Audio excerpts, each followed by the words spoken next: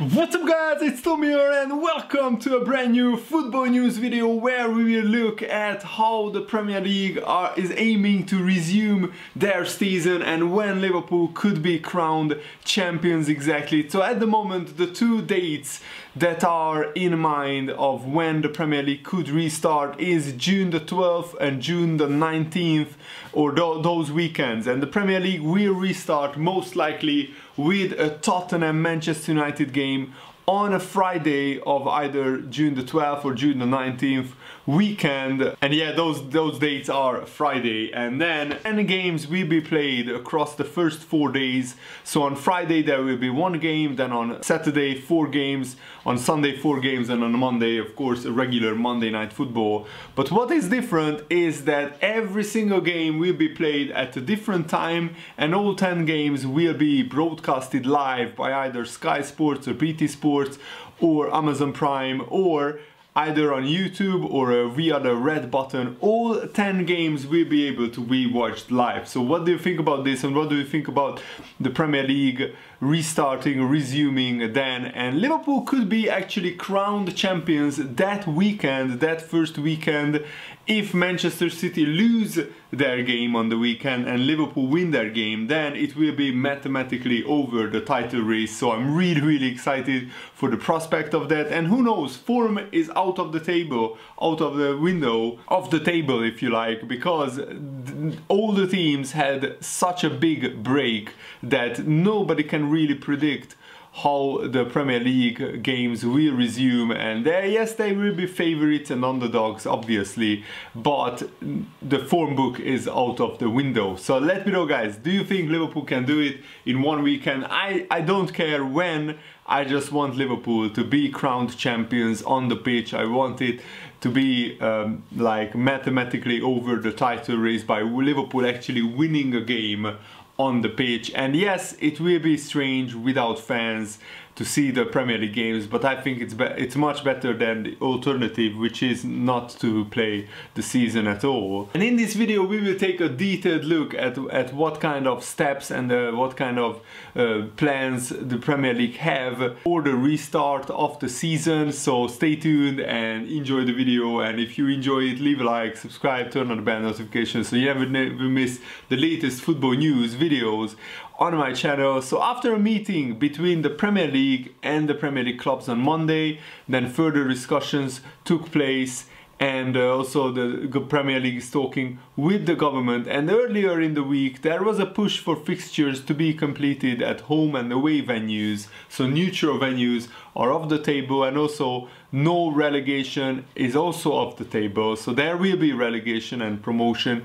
from the Championship, which many clubs wanted. And on Thursday, Oliver Dowden, the Secretary of State for Culture, Media and Sport, said that the government is opening the door for football to return in June. So what will the Premier League training look like? Well, the players will drive to training in their kit, alone in their cars. Their temperature will be checked at the entrance of the training ground, and they will park in a designated parking spot, 3 spaces away from anyone else. And there will be no food at the training ground, and also they won't go into the training facilities to get changed. The toilets will be outside next to the training pitches even, and they will train in a group of 5 people for a maximum of 75 minutes. They will be encouraged to wear a mask or a snood. No tackling or spitting will be permitted. So that will be a very strange training for sure. Everyone will be, and everything will be disinfected, including the ball, the pitch, goalposts, cones and other training equipment will be disinfected before and after training. Players must maintain social distancing at all times. If players are injured, they will be treated by a physio wearing protective equipment.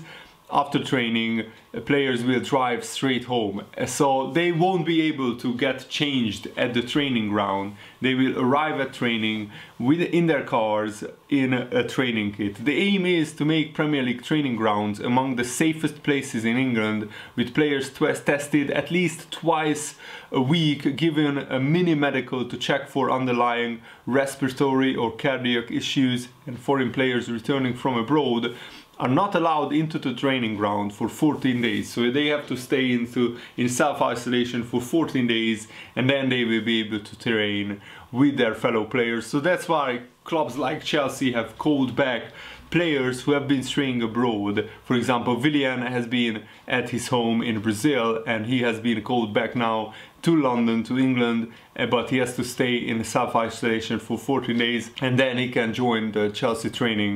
And Dowden hosted a meeting with football authorities, and this is what he said: "We all agreed we will only go ahead if it is safe to do so, and the health and welfare of players, coaches and staff comes first. The government is opening the door for competitive football to return safely in June.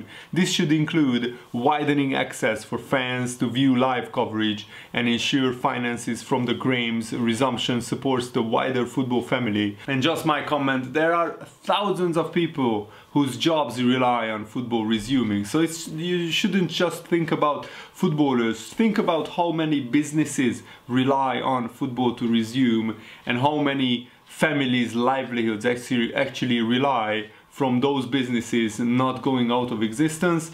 And I think if the Premier League can safely test everybody and safely play the games, and the training looks and sounds very safe to me, because players are training in small groups, they will be tested beforehand, and also they don't get into contact with each other that many times during training. So I think if the Premier League can really do it very strictly, then I see no reason why the Premier League shouldn't resume. And the sports minister also said it is now up to the football authorities to agree and finalize the detail of their plans, and there is a combined goodwill to achieve this for their fans and the football community and the nation as a whole. The government and our medical experts will continue to offer guidance and support to the game ahead of any final decision which would put these plans into action. So the training is just around the corner of beginning, and you need about 3 to 4 weeks, maybe even a month, to get players fully fit for resuming the season. So I think a realistic timetable is either June the 12th or June the 19th if the players start training right now. And for example, Liverpool already opened the Melwood training facilities.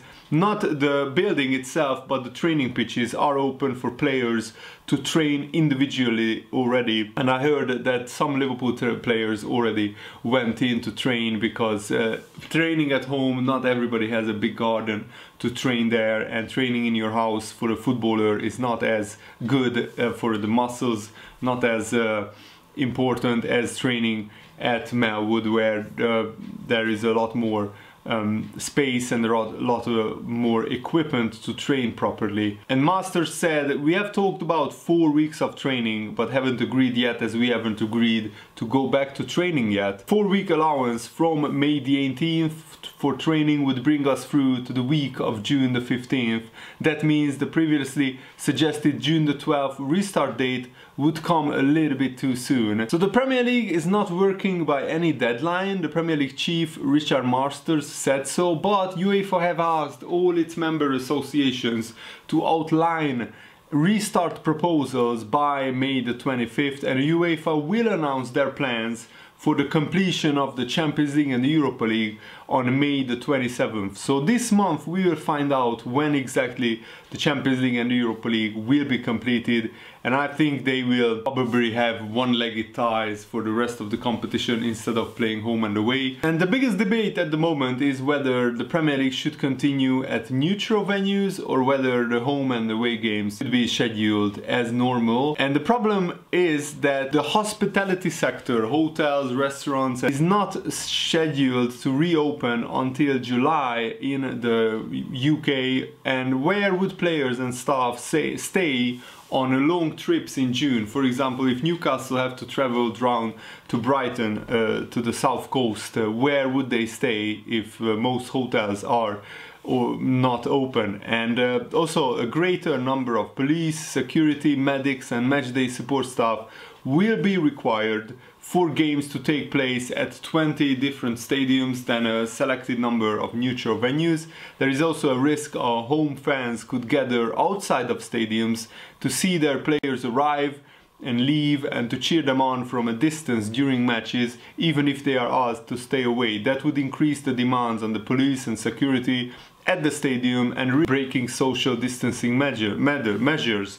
On the other hand, neutral venues would see both teams required to travel for each game, while home players in Germany are expected to travel in their own cars to stadiums to reduce contact. So there are pros and cons for both scenarios, in my opinion. And Richard Masters, the Premier League chief executive, this is the guy in charge of the Premier League, said that if the season plays out, no club has suggested or talked about relegation not being in place. This is contrary to many reports that many clubs asked for relegation to be taken off the table. It looks like that's not the case. I'm not sure where those reports came from or who started those reports, but many newspapers said that the bottom six definitely were against relegation being put in place. And for the first time, the Premier League clubs just for sure discussed a chance and what happens if the Premier League can't be completed.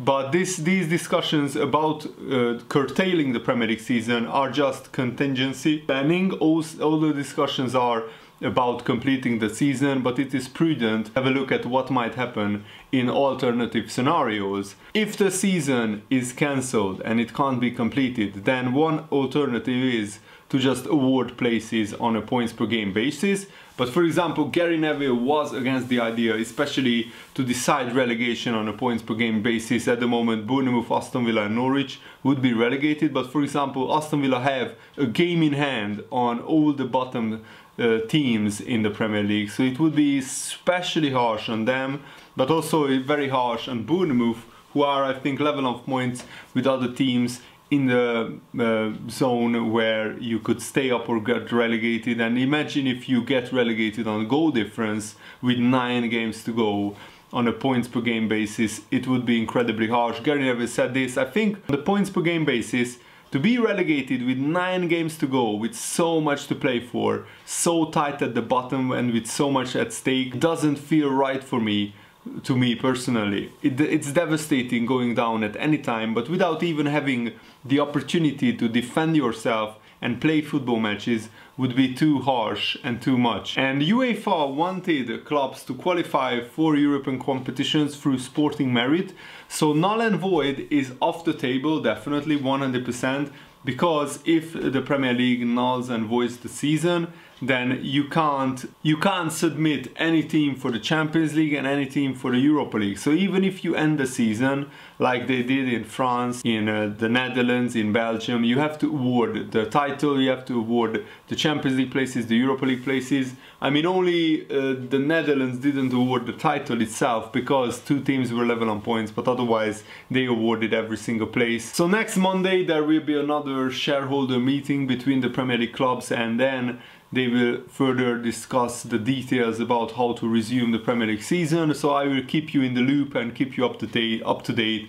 with everything that is happening. And then Richard Masters, the Premier League chief executive, also said it is right for players to give and voice their concerns. The clubs have been very clear that the players have to be consulted properly and that their concerns have to be heard. Ultimately, in the judgment of medical professionals, which I am not, they think that the formula they have created, is it safe and appropriate. We want to remain in step and in line with government protocols and the authorities. We want to remain in step with the mood of football supporters. I think really the talk at the moment should be about the tentative small steps we are taking now, that the announcements have been made about going back to training, and only once players have been consulted. The PFA chief executive Gordon Taylor said that the key of getting the balance between safety and normality is very important in the Premier League returning. It's never easy when we have had over 6 weeks of being told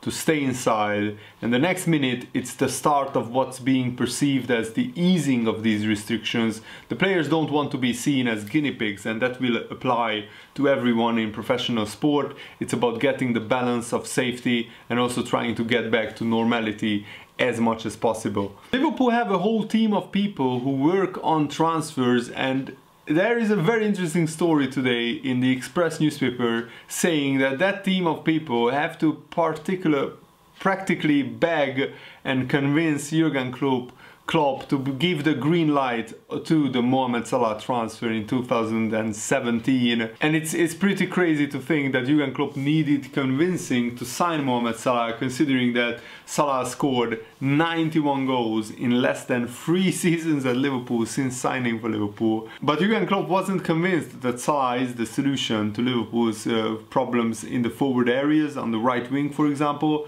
And this is what Jurgen Klopp said: the scouting department was really behind me and wanted to do the Salah transfer even earlier so that nobody could jump in. We were sure he can help us. Michael Edwards, Dave Fellows and Barry Hunter, they were really in my ear and they were on it. Come on, Mo Salah, he is the solution. Can we sign him up? When you have 20 players on the table, different players, it's difficult to make an early decision, but we all were convinced about it, so we could make the early decision. We could really get him. He's a fantastic person, a nice lad and a really good football player. And it was widely reported that Jurgen Klopp at the time preferred the German Julian Brandt, but oh boy, how glad we are that in the end the people around Jurgen Klopp convinced him that Mohamed Salah is a better signing than Julian Brandt. Because just look, I mean, Julian Brandt, no, don't get me wrong, he's a great player, he's playing at Dortmund, but Mohamed Salah is world class. He's just below the likes of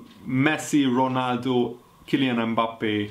He's right below that level. He's just absolutely world class. I can safely say one of the best players that Liverpool have right now, and I think that it's one of the best signings in Liverpool's history, because for that small amount of money, considering what Salah contributed since then, it's an absolute bargain of a transfer in my opinion. I really hope that you guys enjoyed this video. Thanks for watching. Have a nice day. See you later guys. Goodbye.